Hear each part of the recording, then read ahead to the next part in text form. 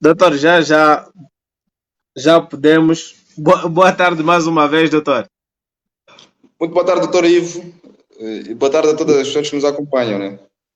Pronto, uma breve apresentação. O nosso convidado para o dia de hoje é o doutor Oswaldo Ngoloimo, advogado e docente da Faculdade de Direito da Universidade Católica de Angola. E vai nos brindar com um momento único acerca da nova lei dos contratos públicos. Doutor, mais uma vez, muito obrigado por ter aceito o nosso convite, doutor.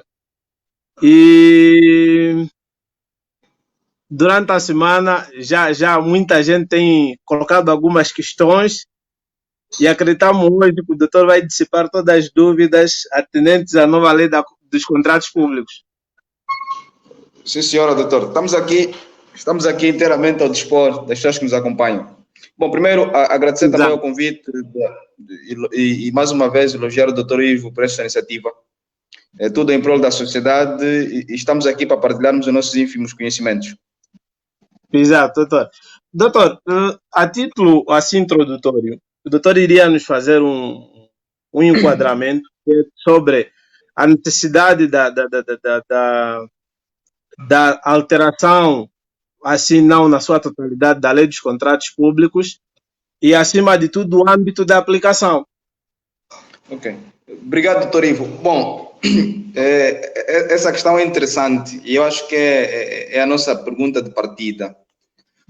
Fazendo aqui uma retrospectiva histórica, isto leva-nos a setembro de 2018. Em setembro de 2018 fez-se uma análise da Lei 916 e havia determinadas matérias que careciam de alteração e adequação àquilo que era a nossa realidade socioeconômica. O que é certo é que a Lei dos Contratos Públicos, a então revogada, que é a 916 de 16 de setembro, os operadores, as entidades públicas contratantes achavam-na bastante burocrática, achavam-na bastante complexa e que também existiam determinadas lacunas, determinadas matérias que careciam de alguma retificação. O que é certo é que criou-se um grupo técnico, um grupo multifacético e levou-se a cabo um processo de consulta pública para a alteração desta lei. Como se sabe, a Lei dos Contratos Públicos é das leis mais transversais que existe no nosso país.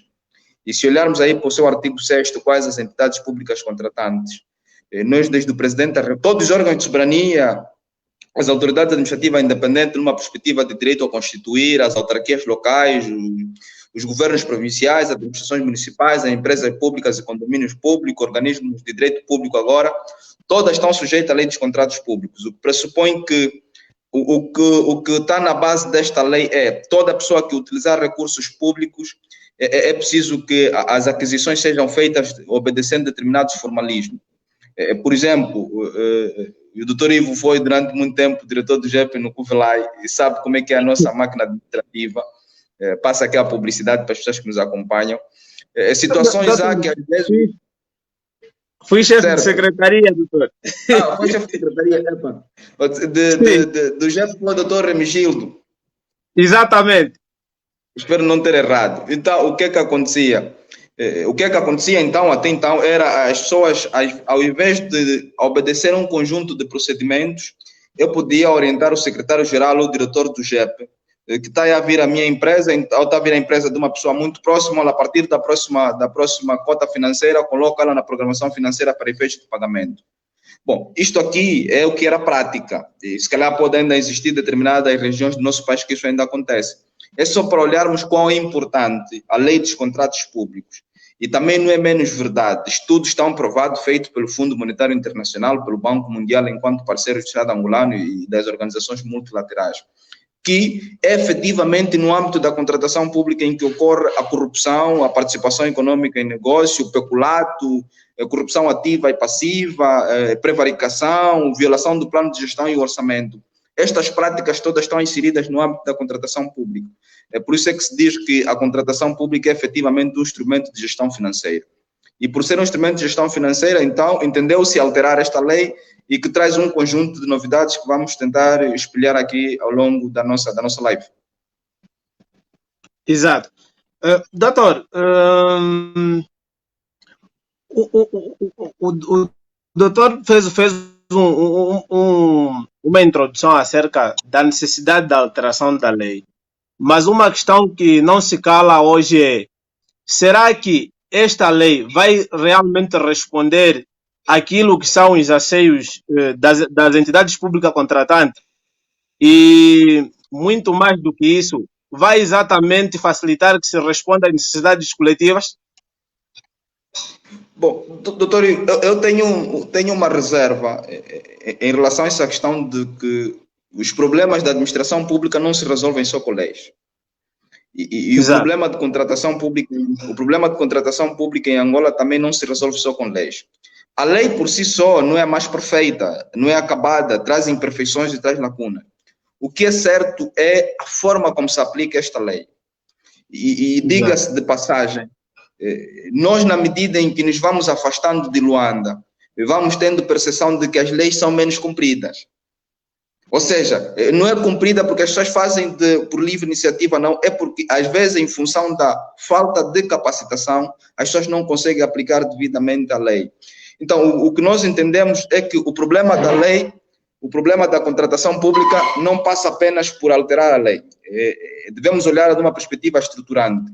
O que é certo é que a lei traz um conjunto de mecanismos de facilitação das aquisições públicas. Por exemplo, era uma grande dor de cabeça por parte dos operadores econômicos a questão do tratamento dos documentos de habilitação. Para quem nos está a acompanhar, não é jurista. E não é jurista, se calhar não trabalha com estas matérias. Eu, se tivesse que participar, por exemplo, se a empresa Osvaldo S.A. tivesse que participar de um procedimento concursal, por exemplo, para construir uma escola no Cubate, eu tinha que ter, para além da certidão comercial, tinha que ter a declaração negativa de não devedor da AGT, declaração negativa do INSS, o próprio pacto societário, o documento das pessoas que constituem a sociedade.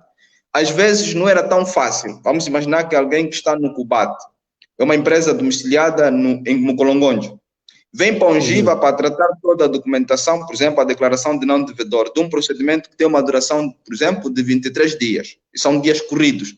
Até chegar à comuna, com a declaração de não devedor, às vezes, como é tão burocrático, podia acontecer que o procedimento já chegou ao fim, ou seja, a parte da apresentação de proposta já passou.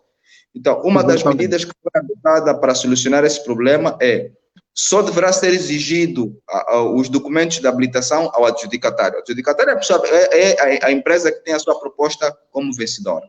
Então, esta também foi uma das medidas de facilitação da própria lei. E existem outras matérias, por exemplo, eu vou ser muito prático para que as pessoas nos percebam. Vamos imaginar que o governador provincial do Mochico solicita autorização de despesa ao presidente da República. E depois de autorizar a despesa, ao longo da execução do contrato, vamos imaginar que avança-se para a rescisão do mesmo, por uma ou outra situação, por razões de interesse público ou razões sancionatórias. Nos termos em que estava na lei anterior, o governador tinha, de novo, a necessidade de solicitar ao titular do Poder Executivo para que ele voltasse a autorizar a despesa. A nova lei já é diferente. Se o Presidente da República autoriza a despesa, autoriza e formaliza a abertura do procedimento, tudo o que ocorrer ao longo da execução do contrato, desde resolução ou revogação, se assim podemos considerar, é totalmente despiciando voltar a solicitar ao Presidente da República. Então, é uma medida também de facilitação das aquisições públicas. Ok, então, doutor, já que tocou nessas vantagens que a lei traz, quais são as principais alterações que a lei dos contratos públicos traz? Bom, acho que essa é a pergunta que vai nos levar mais tempo. Bom, quais são as principais alterações? A primeira grande alteração que foi feita à lei dos contratos públicos é inserir o regime dos contratos de concessão de serviços públicos, concessão de obras públicas e concessão de exploração de bens de domínio público. A lei, no artigo 5º, apresentava estes conceitos, mas depois não definia mecanismos do ponto de vista de execução. O que a lei traz agora é um regime bastante desenvolvido dos contratos de concessão. Os contratos de concessão não aparecem apenas no artigo 2º, como aparece também na fase de execução. Uma outra questão que também foi bastante desenvolvida é, nos termos em que estava na anterior lei, as empresas públicas e condomínio público deviam cumprir a lei dos contratos públicos se fosse, por exemplo, empreitada, de valor igual ou superior a 500 milhões de kwanzas. E se fosse aquisições de bens e serviços, era de 182 milhões de kwanzas. E há uma questão que aqui se discutia muito. A lei não fazia a diferenciação das empresas que beneficiavam de subsídios operacionais do OGE ou não. Quer dizer, basta ser empresa em condomínio público e celebrar um contrato dentro daqueles valores, devia obedecer a lei dos contratos públicos. Mas é preciso aqui esclarecermos que as empresas públicas e condomínio público têm uma razão de ser. Se fazem parte da administração indireta, elas estão inseridas num setor concorrencial e estão aí para rentabilizar a atividade econômica. O que o legislador traz na nova lei só se aplica às empresas públicas e condomínios públicos com base em 2 critérios. Um primeiro critério é preciso que beneficie de subsídios operacionais do Estado. Primeira nota. Ou outras fontes mais provenientes do OGE, e desde que esse contrato seja de valor igual ou superior a 500 milhões de kwanzas. Esta é uma outra segunda novidade em relação ao âmbito da aplicação. Uma outra novidade que vale a pena aqui também apresentar. Doutor, antes de avançarmos, o doutor falava de 2 critérios. Esses critérios são cumulativos? Não são cumulativos. São cumulativos. Primeiro se beneficiar de subsídios operacionais e outras fontes do OGE, está sujeito à lei dos contratos públicos, certo? Mas só cumpre com a lei se o contrato for de valor igual ou superior a 500 milhões de kwanzas. Ok, tá bom. O que quer dizer, ainda que seja uma empresa que beneficia de recursos do OGE, mas se o contrato estiver abaixo dos 500 milhões de kwanzas, não obedece à lei dos contratos públicos. É uma espécie de um regime mitigado. Tá bom, doutor. Sim, o doutor ia falando de outras novidades. Uma outra novidade é os contratos comerciais decorrentes de financiamento. Para quem trabalha com matérias do orçamento, sabemos todos nós que existem 2 fontes, digamos assim, fontes de financiamento das receitas, né? Por intermédio dos impostos, os empréstimos. O que é certo durante algum tempo, havia determinados operadores econômicos que identificavam determinados projetos de investimento público e depois tinham crédito à exportação ou então conseguiam um financiamento externo. Vinham para Angola e diziam, olha, Estado angolano, eu consegui financiamento e, por exemplo, quero construir a barragem do CAF, por exemplo. O Estado angolano dizia, já que o financiamento é uma forma de assegurar a realização das despesas previstas no OGE, tá bem, então eu entrego-te de bandeja este contrato. Havia mais ou menos esta espécie de lacuna. Não estava muito bem definido. Então, o que é que se fez? Definiu-se, não obstante ir buscar o financiamento, ainda assim estarás sujeito à lei dos contratos públicos, que poderia se adotar um concurso público ou concurso de prévia qualificação em função do valor. Até e mais, a lei também dá uma outra possibilidade. Se for o doutor Ivo a ir buscar o financiamento, aquele contrato comercial decorrente deste financiamento deve obedecer claramente à lei dos contratos públicos. Isso é uma medida de quê? Porque o financiamento gera dívida para o Estado e quem paga a dívida somos todos nós. E uma outra novidade que a lei traz é a densificação e a extensão dos princípios da contratação pública. Desde o princípio da sustentabilidade, princípio da responsabilidade, princípio da publicidade, da continuidade. Eram matérias que não estavam devidamente densificadas na anterior lei, mas já aparecem devidamente desenvolvidas. Depois, uma novidade que a lei traz em relação ao âmbito da aplicação os contratos de assessoria jurídica, os contratos para concessão de mandatos. Esses estão fora do âmbito da aplicação da lei dos contratos públicos. É também uma medida que a lei traz e de forma muito clara. Uma outra questão, eu acho que essa aqui para nós é interessante, a criação de critérios para efeitos de inserção da lista das empresas impedidas de contratar. Esta é uma medida que está prevista na lei agora, de forma muito bem incisiva. E também a lei não definia critérios, por exemplo, não definia o grau de culpabilidade, os prejuízos causados ao interesse público, a situação econômica do operador econômico. O que é que isso quer dizer em termos muito práticos? Vamos imaginar que a empresa Ivo S.A. é contratada para construir umas escolas em um coco. Exato. Ponto. No exercício econômico de 2021. O que é certo faz-se o pagamento adiantado e a empresa Ivo S.A. desmonta o estaleiro e já não cumpre com a sua obrigação contratual e quem quer participar de um outro procedimento, por exemplo, no Quanhama, ou quer participar de um procedimento na Matala, ou quer participar de um procedimento em Dirico. Sim. Com esta lei, desde o momento em que as entidades públicas contratantes vão remeter um relatório anual de situações de incumprimento contratual ao Serviço Nacional da Contratação Pública. Vai permitir criar uma espécie de lista negra. E esta lista negra estarão as empresas que, no exercício econômico de 1 a 3 anos, estão impedidas de contratar. Isto é uma medida que vem acautelar a realização do interesse público, conforme o Dr. Ivo questionava no princípio. Por quê? Porque havia pessoas, e partilha-se aqui com alguma seriedade que se impõe, pessoas que lhes eram dado down payment ou até situações de execução financeira 100%, e nem sequer uma carrada de areia tem no local da execução da obra. E ia girando o país com essas situações de incumprimento. Então, é uma medida que a própria lei também veio a cautelar, no sentido de responsabilizar o operador econômico em caso de incumprimento contratual. E também as empresas que incorrerem em práticas de corrupção, conluio, fraude, também estarão sujeitas a serem inseridas nesta mesma lista. Uma outra novidade que a lei traz é, anteriormente, o concurso público e o concurso limitado de prévia qualificação, que são procedimentos abertos e concorrenciais, deviam ser adotados se o valor do contrato fosse igual ou superior a 182 milhões de kwanzas. Na nova lei, adota-se o concurso público independentemente do valor, ou seja, a regra passou a ser concurso público, concurso limitado de prévia qualificação de forma clara, e adota-se apenas a contratação simplificada, a critério do valor, que também foi alterada. Na anterior lei era com base em igual ou inferior a 5 milhões de kwanzas, hoje é de valor igual ou inferior a 18 milhões de kwanzas. Mas é preciso chamarmos aqui a atenção que criar-se essa flexibilidade da aplicação da lei e vai exigir por parte do gestor alguma responsabilização financeira, se assim existirem situações que podem configurar passíveis de responsabilização financeira, e também vai exigir do gestor muita prudência e diligência na gestão da res pública, se assim podemos considerar. Uma outra novidade é a lei traz 2 novos procedimentos.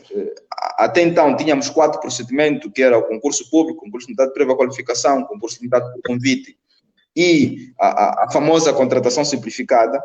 A lei hoje traz 2 novos procedimentos, que é o procedimento dinâmico eletrônico e o procedimento emergencial, procedimento de contratação emergencial.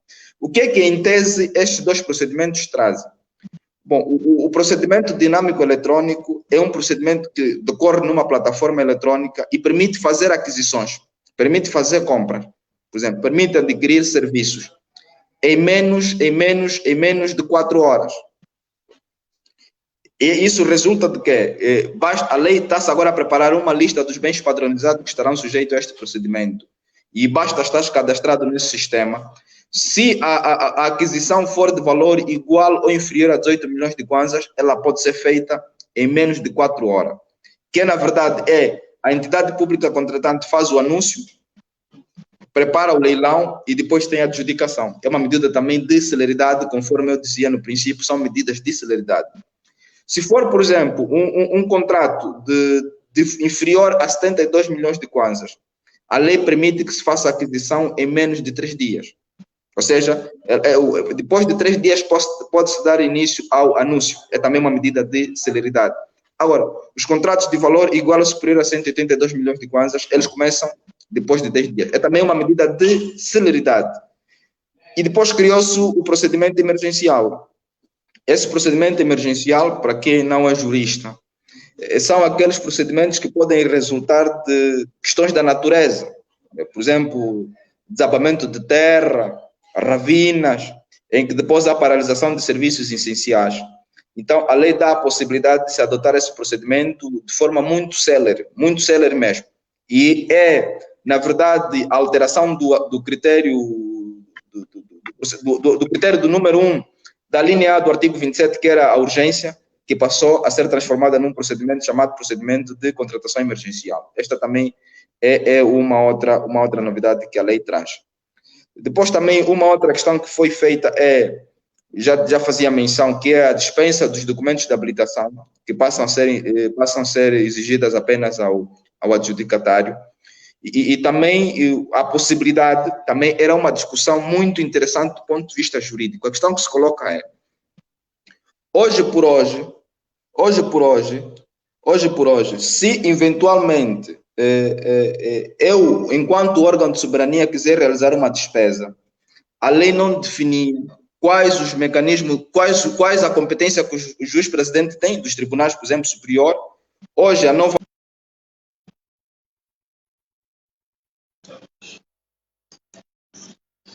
Infelizmente, perdemos temporariamente o Dr. Oswaldo Ngoloimo. Vamos ver se ele volta a entrar para continuarmos a nossa live. Está a ser uma abordagem muito interessante. Dr. Oswaldo Ngoloimo é sempre, como sempre, ao seu mais alto nível, a nos brindar com um momento único. Tomara que consigamos ter ele de volta. Infelizmente, perdemos o contato temporário, mas acreditamos que ele já... Prontos.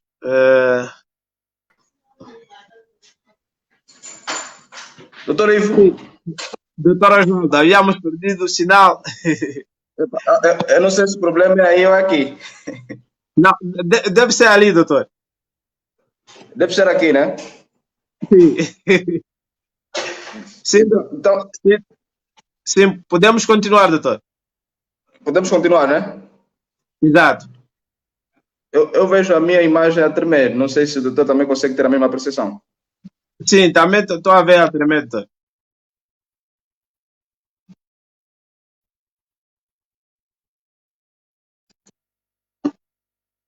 Infelizmente,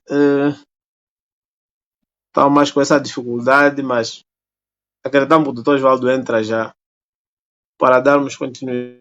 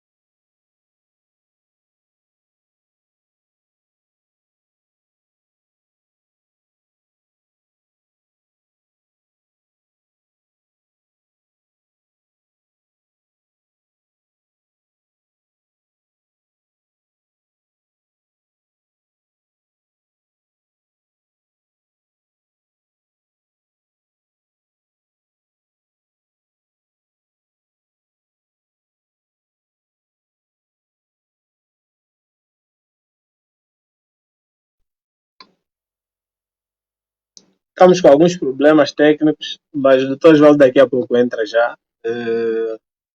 Estamos a ter uma pequena dificuldade. É só mais alguns minutinhos para termos de novo o doutor Oswaldo, para darmos continuidade a essa nossa magna aula. De facto, está a ser muito interessante, está a ser extraordinário e acredito que todos estamos a partilhar a mesma ideia.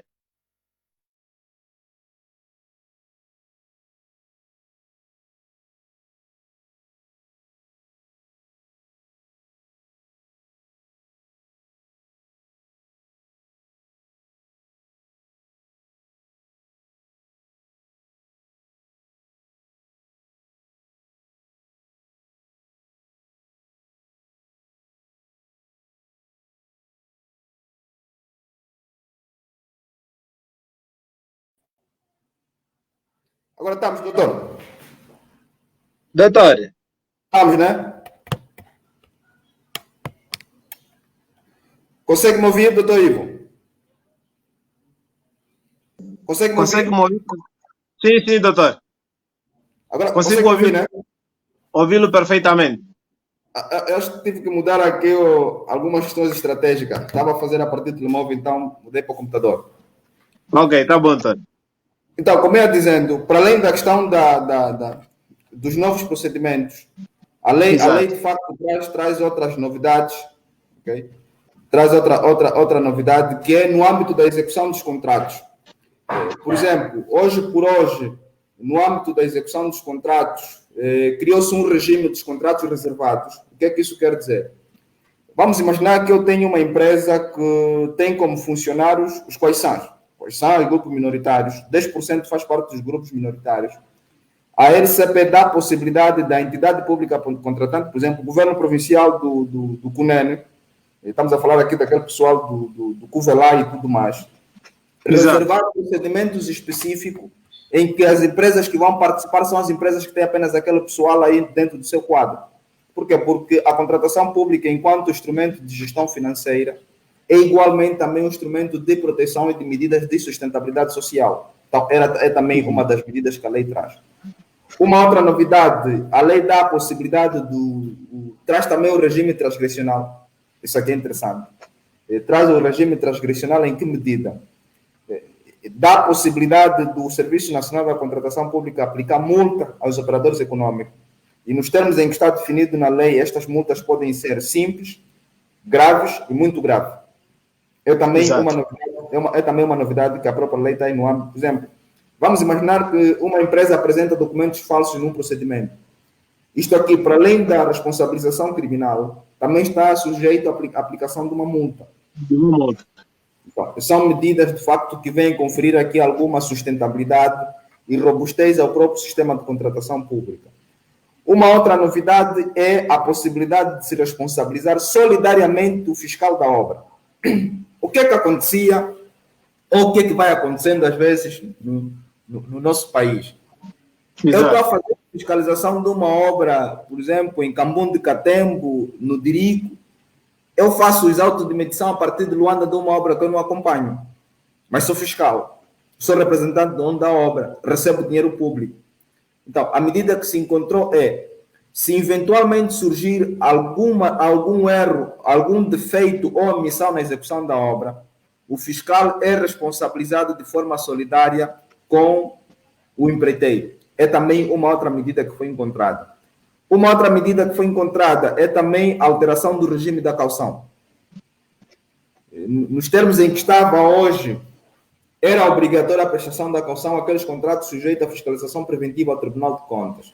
A nova lei o que é que faz? Fixa que todos os contratos de valor igual ou superior a 182 milhões de kwanza deve-se prestar caução, primeira coisa, presta-se aqui a caução, e também alterou-se o regime do fiel depositário. Na altura, os valores iam para a conta única do Tesouro, a CUT. Hoje por hoje, estes valores devem ser depositados numa conta de um banco comercial a ser criado pelo Serviço Nacional da Contratação Pública enquanto fiel depositário. É efetivamente uma medida de celeridade, porque se eu cumpro com a obra, e aqui também vale a pena esclarecer algo que é muito confundido, as pessoas pensam que a obra é entregue com corte da fita pelo governador ou pelo ministro ou pelo presidente da República. O corte da obra trata-se de uma recessão provisória da obra, o que pressupõe, se a obra tiver um prazo de garantia de 4 meses, de 4 anos, só depois dos 4 meses, que é o prazo de garantia para efeitos de aferição da qualidade da mesma, é que se deve proceder à restituição dos valores. Era uma situação que também acontecia bastante, mas agora vai estar devidamente monitorada. É também uma medida. Uma outra medida era a questão do regime da posse. Hoje, para quem lê a atual lei, aí estamos a falar do artigo 319, ele dizia que, em caso de resolução do contrato, o dono da obra toma posse oficiando o magistrado administrativo. E a dúvida é, quem é o magistrado administrativo? Exatamente. É o Ministério Público, magistrado judicial. Magistrado judicial, o que a lei fez é, deve-se oficiar o órgão responsável pelas obras públicas em função da circunscrição administrativa. Essa também foi uma medida. Exato. Uma segunda medida, e eu discutia com o doutor Ivo também, é a possibilidade de se criar uma norma habilitante para efeitos de fixação do preço dos contratos de fiscalização das empreitadas. Esse era um grande problema. Havia contratos de fiscalização com preços tão altos e as pessoas não sabiam como é que eram fixados estes preços. Então, a lei hoje tem uma norma habilitante para efeitos de regulamentação, vai ser regulamentada essa matéria, e a lei vai definir critérios específicos para efeitos de fixação do preço da fiscalização. Para além disso, criou-se a lei traz uma norma habilitante para a criação de um centro de gestão de conflitos no âmbito da contratação pública, concretamente a quando da formação, da execução dos contratos. Essa também é uma medida interessante, que aqui é apregoar pelos mecanismos de resolução extrajudicial, desde a conciliação, mediação e arbitragem. Também é uma outra novidade que a própria lei traz. Bom, eu penso que todas as outras novidades, fiz aqui uma síntese daquilo que são as matérias que a lei traz, e de tudo o resto vamos poder interagir com as pessoas que nos acompanham. Doutor, uma outra questão que tem se levantado é acerca de praticamente o que é que tem acontecido nos últimos tempos. Por exemplo, a entidade pública contratante celebra um contrato, faz a cabimentação, o pagamento é feito. Essa é outra questão que nós discutíamos. Quando é que se deve considerar pagamento? Pronto, o pagamento é feito, por exemplo, depois de 6 meses, e o preço inicial da celebração do contrato, quer dizer, já não responde realmente àquilo que são os objetivos traçados inicialmente, tanto que sofre uma inflação. Hoje, quando esta situação acontecer, de acordo à nova lei dos contratos públicos, que medidas que devem ser tomadas? Não, doutor, o que é que se passa? E é uma questão interessante e vale a pena esclarecer as pessoas. Exato. E há uma tese que deve ser seguida, que é a questão da cabimentação é uma situação é uma questão orçamental e financeira. Vamos aqui explicarmos às pessoas para perceberem como é que funciona o nosso sistema de tesouraria. Todos nós sabemos que o orçamento é uma previsão. É uma previsão, por exemplo, eu vou dizer assim, olha, para o exercício econômico de 2021 eu quero construir 15 escolas para a província de Cunene. Ponto. Mas eu ainda não tenho estes valores disponíveis. Porque é uma previsão para guardar a arrecadação das receitas para depois fazer face a essas despesas. Exato. Então, a cabimentação, a execução de qualquer despesa tem 3 fases: cabimentação, liquidação e emissão da ordem de saque. Eu posso emitir a ordem de saque e a mesma não gerar. Não gerar por quê? Porque o Tesouro não tem disponibilidade financeira. Aquilo é mais ou menos assim em termos simples. É o Ivo mandar, olha, Osvaldo, vai buscar dinheiro ao doutor Remigildo. Estás a ordenar. Mas eu chego ao doutor Remigildo, o doutor Remigildo diz, eu não tenho dinheiro agora. Aguarde, quando eu tiver, depois eu vou disponibilizar. É mais ou menos como funciona o Tesouro. Agora, o que acontece é certo. Se do prazo da cabimentação até o dinheiro gerar, cair efetivamente na conta do operador econômico, tivermos aqui uma desvalorização, ou se o material subir, a lei oferece mecanismos de garantia, que é a possibilidade do reequilíbrio econômico, financeiro e revisão de preços, mas com situações devidamente comprovadas. Mas é preciso dar uma nota. A revisão de preço não incide sobre os valores já pagos, é os valores por pagar. Ok. Doutor, uma questão, se calhar vamos aqui, algumas questões vou colocando e outra vou já buscando aqui aos nossos internautas. O doutor Aldemiro Quintas coloca uma questão e já projetei até aí na tela. Diz que gostava de saber o que pode acontecer se uma empresa que ganha um concurso, antes da adjudicação, diz isso e depois verifica-se que a mesma é devedora à Segurança Social ou à AGT. Cuide hoje. É mesmo uma hipótese. Essa hipótese é interessante. Por quê? Porque hoje, nos termos da nova lei, se a empresa que venceu for devedora da AGT, lhe é dado um prazo para apresentar os documentos. Normalmente o que está na lei é até 15 dias. Se ela, no prazo de 15 dias, não conseguir os documentos, não conseguir justificar porque é que não tem a declaração de não devedor, o que pode acontecer é a caducidade da adjudicação. Agora, se a empresa que foi vencedora é devedora da AGT, uma das obrigações possíveis que a entidade pública contratante poderá fazer é exigir com que ela primeiro resolva o problema com o fisco. Até porque, se ela for devedora, não tem como apresentar uma declaração de não devedor, que é condição sine qua non para assinar o contrato. O que quer dizer, se ela não consegue fazer prova de que já não deve à AGT, caduca a adjudicação e adjudica-se o concorrente imediatamente a seguir. Seria mais ou menos, a empresa Quinta SA é vencedora, e chega-se à conclusão que é devedora da AGT, dá-se o prazo de 15 dias para saldar a dívida, não o faz, opera-se uma caducidade da adjudicação e vai-se para a empresa imediatamente a seguir, que poderia ser a empresa Ivo S.A. Nesse caso, a concorrente em segundo lugar. Ok. Doutor, uma outra questão que se coloca é: será que todos os contratos celebrados por entidades públicas contratantes devem ser reduzidos a escrito? Não, não pode, não necessariamente. Esse é um problema, e aqui temos um lado pedagógico, tanto as pessoas que fazem expensão, como os órgãos, os magistrados. Normalmente, nessa fase de combate à corrupção, o que os magistrados dizem sempre do Ministério Público é: onde é que está o contrato? Você está aqui a prestar serviço, onde é que está o contrato? Bom, não é bem assim. A lei define alguns critérios, por exemplo, os contratos de prestação de serviço de valor igual ou inferior a 5 milhões de kwanzas, não é necessária a redução do contrato escrito. As empreitadas de valor igual ou inferior a 18 milhões de kwanzas, não é obrigatória a redução do contrato escrito. Obedece mais ou menos aquilo que em direito nós chamamos de liberdade de forma. Agora, é preciso dar nota.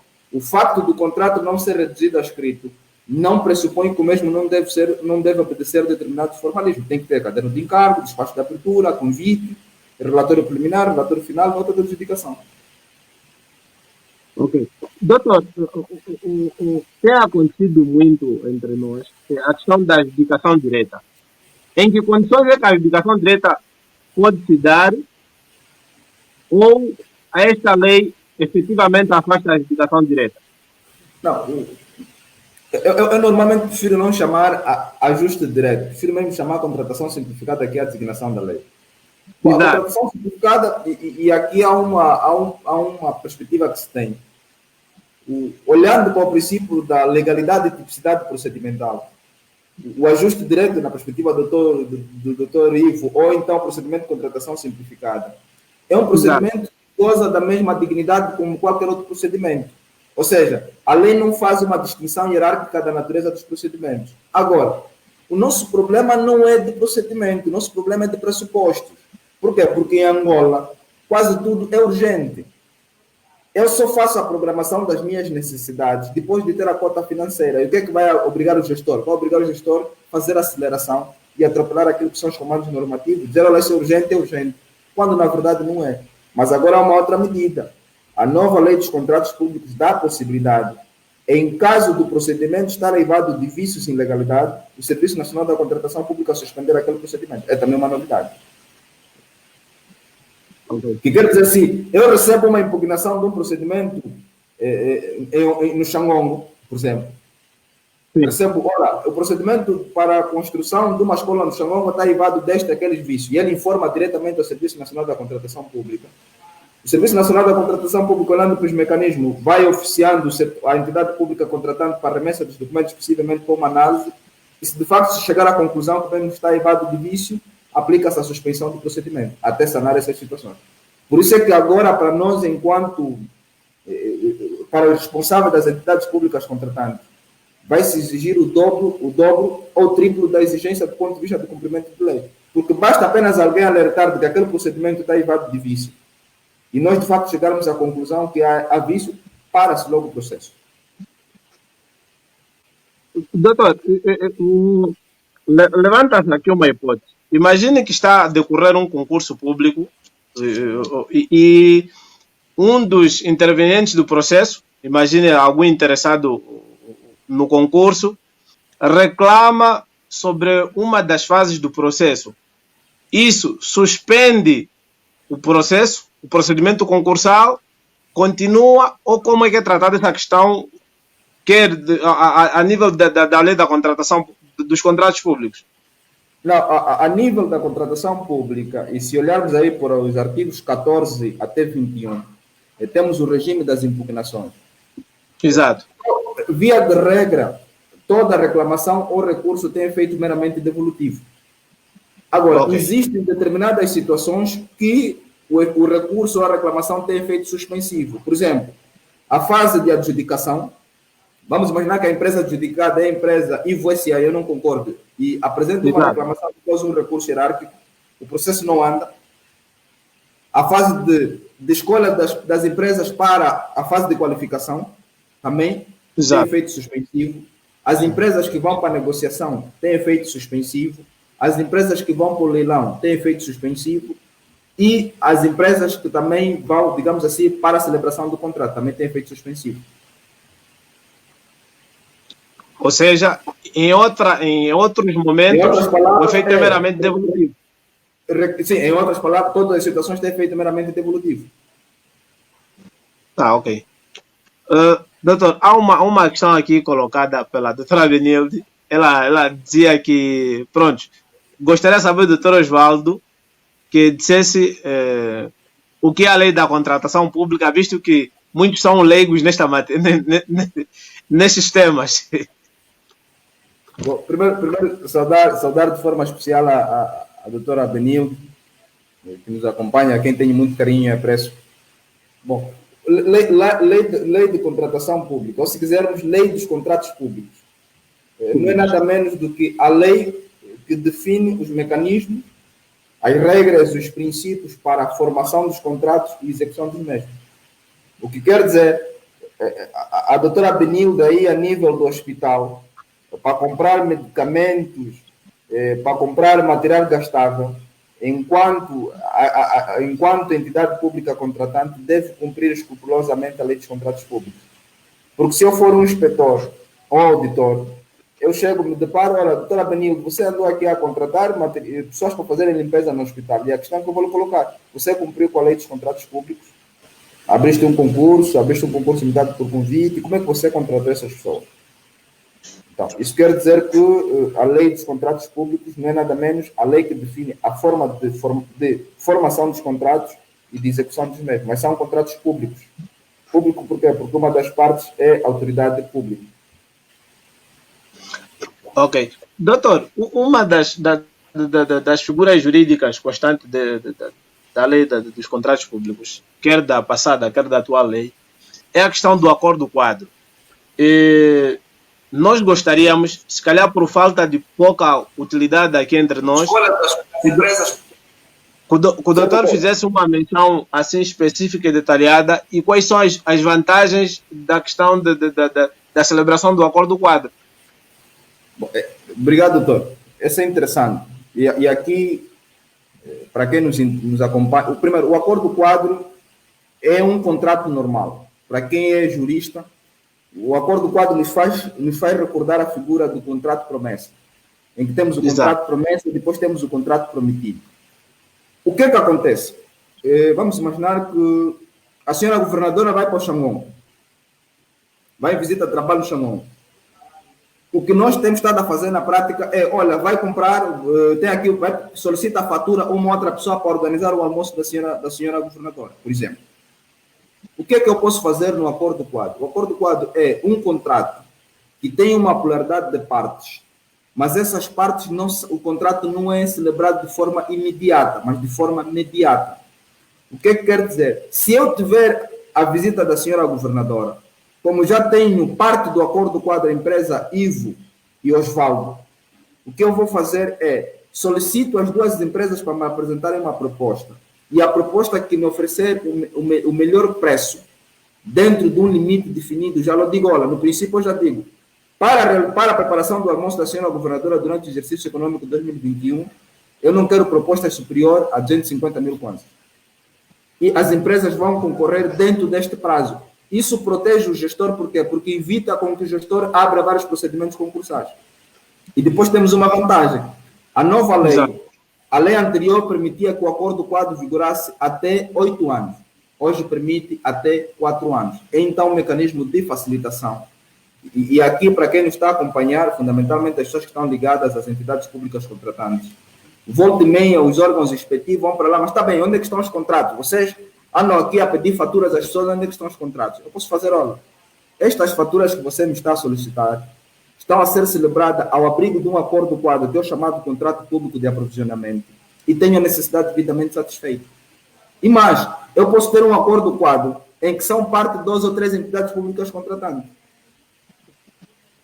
O que quer dizer, eu posso ter um acordo quadro em que é parte a administração municipal do Quanhama, a administração municipal do Namacundi, a administração municipal do Tuvelai.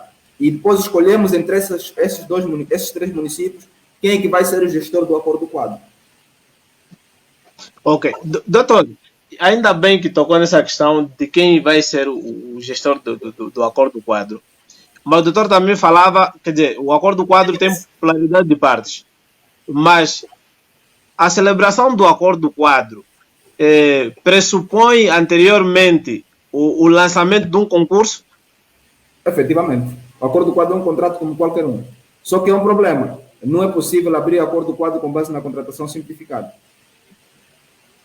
O acordo quadro é precedido de um concurso público, de um concurso limitado de prévia qualificação e de um concurso limitado por convite. E agora também pode ser de um concurso limitado por convite, e facilita. Ok.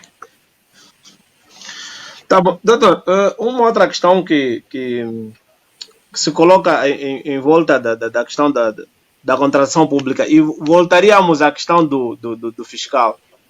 Hoje, a visão que se tem, por exemplo, sobre a fiscalização, atualmente já há um perfil estabelecido de quem pode ser fiscal de obras públicas? Não, há uma legislação, porque até para alguém ser fiscal tem classes. Exato. Tem classes, sétima, oitava, primeira, segunda, tem classes. O que quer dizer, por exemplo, a empresa Ivo S.A., que só tem apenas um engenheiro de construção civil ou um arquiteto, e pode ter a capacidade apenas de fazer fiscalização a obras muito pequenas. Mas agora, não basta só o perfil, eu digo sempre, não basta só o perfil, porque vê-se em que nós temos empresas com pessoas bastante capacitadas, mas depois olha-se para a qualidade da obra, deixa muito a desejar. Daí é que, no âmbito da fiscalização, temos aquela questão do regulamento que está em forja, que é o regulamento da determinação dos preços de fiscalização, ponto número 1. Exato. E depois a nova lei dá a possibilidade de se responsabilizar solidariamente o fiscal em caso de defeito ou omissão da obra. Ok. Doutor, no âmbito desta lei, quais são os contratos efetivamente que ficam fora do âmbito da aplicação? Primeiro, tem aqueles todos que nós já conhecemos, né? Os contratos considerados secretos, os contratos de locação e aquisição de bens imóveis, está fora do âmbito da aplicação, mas a lei traz os contratos das empresas que não gozem de subsídios operacionais, estão fora do âmbito da aplicação, primeira nota. Exato. Vamos imaginar que o governo provincial do Cunene foi demandado em tribunal. E o gabinete jurídico, lógico, por força de lei, é o órgão que deve representar, né? Tem aqui essa prerrogativa. Mas vamos imaginar que quisesse contratar o doutor Ivo porque é especialista em direito administrativo. Exato. O contratar o doutor Ivo vai implicar a realização da despesa porque eu depois tenho que pagar os honorários do advogado. Esses contratos, como são contratos intuito persona, também estão fora do âmbito da aplicação da lei dos contratos públicos. Okay. Vamos imaginar que Angola, no âmbito da recuperação de ativos, tem a necessidade de contratar um advogado na Inglaterra ou em Portugal. Como nós temos aquela condicionante de que às vezes as pessoas só fazem o exercício da atividade da advocacia se estiverem inscritos naquela ordem, se contratar um advogado no estrangeiro, o Estado angolano também está fora do âmbito da aplicação da lei dos contratos públicos. Okay. Então, são de facto estas novidades que a própria lei traz. Doutor, com esta nova lei dos contratos públicos, num olhar atento, que entidades públicas contratantes prevê, por exemplo, daqui a algum tempo, no que diz respeito à qualidade da execução da despesa pública? Não, a minha previsão é quem de facto insistir em práticas que eu chamo de costumes administrativos na forma de aquisição, se calhar pode ter no futuro alguns problemas. Exato. Pode ter alguns problemas, mas com esta lei só será possível efetivarmos plenamente esta lei se tivermos pessoas capacitadas, primeiro, e a ENAP aqui tem uma missão muito profunda em capacitar e formar os gestores públicos, porque os pressupostos são totalmente diferentes. E até agora fica muito apertado, porque se você não tiver tudo bem definido, corres o risco de ter o teu procedimento suspenso. E depois o que é que vai acontecer? Se também tivermos uma empresa que outrora tinha aquele hábito, olha, eu vou, dê-me só uma escola, depois eu vou te pagar 10%, e chega a essa conclusão que de facto há aqui prática de corrupção, o que vai acontecer é que essa empresa vai estar de 1 a 3 meses, a 3 anos, impedida de contratar, porque depois é bloqueado o pagamento no SIGF. A medida aqui não é só porque a empresa aí, o SA está lá na lista, não. É que mesmo do ponto de vista do SIGF não se consegue processar pagamentos. E agora, olhando para o nosso tecido empresarial, que depende muito do Estado para efeitos da sua manutenção, então são consequências desastrosas. Mas eu auguro de forma muito expectante que vamos ter entidades públicas contratantes cada vez mais robustas em um mercado de contratação pública também competitivo. Ok. Doutor, há uma questão colocada pelo doutor João Pedro Mandume. Ele diz como se processa a rescisão contratual no âmbito da nova lei, tendo em atenção que uma das partes não esteja a cumprir com o contrato. Bom, o processo de rescisão dos contratos sofreu uma alteração básica, uma alteração mínima. Exato. O que é que acontece? Vamos imaginar que, como nós sabemos, a fase de execução dos contratos, os contratos são regidos por um princípio muito básico, que é o princípio da força vinculativa dos contratos. Os contratos validamente celebrados geram direitos e obrigações. Aquilo mais ou menos que em DIP, Direito Internacional Público, nós chamamos o Pacto da Sum Servanda. Exato. Vamos imaginar que eu sou operador econômico, estou a cumprir com a minha obrigação e o Estado não paga. Primeiro, para além de poder fazer recurso à exceção de não cumprimento, que é, eu posso reter a obra, dizer, olha, você não me está a pagar, então não te entrego a obra. É um mecanismo de defesa. Mas nos termos da lei, a rescisão ocorre da seguinte forma. Se for por iniciativa da entidade pública contratante, ela comunica a rescisão ao operador econômico. E o operador econômico tem até 8 dias para contestar. Exato. Depois de contestar, a entidade pública contratante tem o mesmo prazo para replicar. Findo isto, se a entidade pública contratante chegar à conclusão que os fundamentos que se apresentam são improcedentes, então lavra-se aqui o auto de entrega da posse da obra e o contrato é efetivamente rescindido. Agora, se for da parte do operador econômico, também pode fazê-lo muito bem, até com que fundamento? Se for um contrato de empreitada, se o pagamento não se processar dentro de 90 dias, dá a possibilidade de resolução do contrato. Porque nós temos aqui a ideia de que, e é a forma como as pessoas foram adquirindo, de que ter um contrato público como administração é uma forma de mendigar, mas não é. Ok. Doutor, há uma... Agora vem-me à mente, estou aqui a fazer... Sim, doutor. A minha exposição em função dos pontos que me ressaltam mais à vista. Exato. Uma outra nota que a lei traz é: não é possível uma empresa que tenha sido contratada com base no tráfico de influência, corrupção, fraude, em caso de rescisão, depois pedir uma indemnização. Essa também é uma novidade que a lei traz. Ou seja, a lei não permite a aquisição de direito adquirido de indemnização de uma relação contratual que tenha sido feita com base nessas práticas.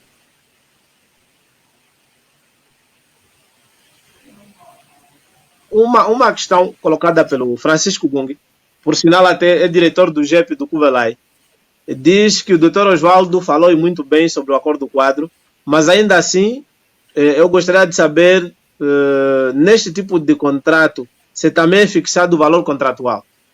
É fixado. É fixado o valor contratual. Deve ser fixado o valor contratual. E mais, é fixado o valor contratual e é fixado as obrigações contratuais, e não se pode proceder a alterações substanciais. E dou assim um exemplo muito prático com base na pergunta que me faz. Vamos imaginar que eu, na administração do Cuvelai, eu celebro um acordo quadro para efeitos de aquisição de resma de papel. E a administração define, olha, quem é parte do acordo quadro, para a prestação deste serviço, eu, enquanto administração, só estou disposto a pagar 1.000 kwanzas por resma de papel. Ponto. Não pode o operador econômico me apresentar uma proposta de 1.500. Ou seja, os operadores econômicos vão concorrer dentro deste preço de base que está aí definido no acordo quadro. E para quem está na Secretaria-Geral, no setor da educação e da saúde, aconselhamos sempre a celebrar acordos quadros. Porque o acordo quadro protege o gestor porque volta e meia há atividade inspectiva em que a pessoa não sabe onde é que param os contratos. Então, se eu tiver um leque de fatura, que é mais ou menos um contrato público de aprovisionamento de um acordo quadro, eu tenho a situação devidamente resolvida. Ok. Há uma questão, não sei se o Dr. Sema coloca uma questão, na verdade, ou dá uma contribuição. Diz que existem os contratos de aquisição ou locação onerosa de bens imóveis, também estão fora da lei dos contratos públicos. Não sei se... Eu subsídio, Dr. Sema, e eu agradeço. Na verdade, esse já vem da lei 916. É uma matéria que está fora, porque tem um regulamento específico sobre a locação ou aquisição onerosa de bens imóveis. Agora, se calhar eu ia aproveitar essa questão do Dr. Sema, que também discute-se muito. Vamos imaginar que o governo provincial do Cunene tem uma zona, uma zona de restaurante. Exato. O governo foi construído e tem uma zona dedicada ao restaurante. E o governo quer ceder aquilo a um particular, por exemplo. A questão que deve ser colocada é: será que nesses contratos deve obedecer à lei dos contratos públicos? Será que vamos aplicar o regulamento sobre a alocação e aquisição de bens imóveis? O que é certo é, quando é o Estado que está a arrendar, ela aparece aqui despido do poder da autoridade, aparece aqui despido do poder de uso império. Então, o arrendamento pode ser para fins comerciais e obedece claramente à lei do arrendamento urbano. É uma confusão que também tem sido muito criada. Os governos provinciais e os ministérios têm espaços por arrendar para alguém explorar, criar um restaurante, um café, uma pastelaria. E depois dizem: não, mas devemos cumprir a lei dos contratos públicos. Não. A lei dos contratos públicos está na lógica do Estado adquirir, não do Estado vender. Então, se o Estado estiver a vender, salvo nas situações de privatizações, obedecem claramente à lei do arrendamento urbano, e o Estado aparece aqui despido do poder de autoridade e negocia em pé de igualdade com o particular. Ok.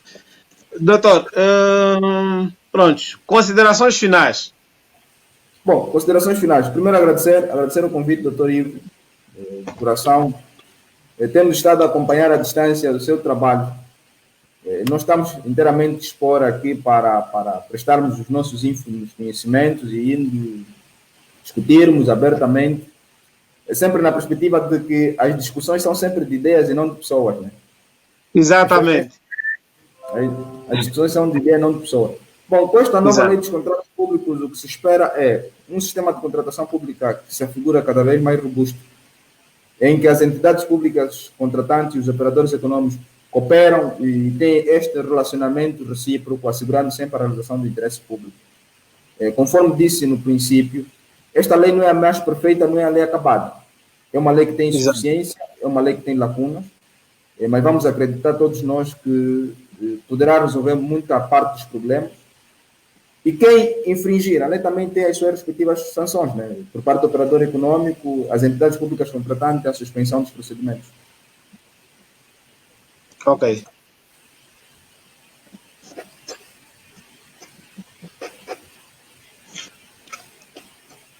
Sim, doutor. E então, são de facto essas notas, essas considerações gerais. Tudo o resto, estamos disponíveis. Eu sei que é uma matéria... há pessoas que trabalham no dia a dia com estas matérias, outros não, mas difícil de percepção, mas não é impossível.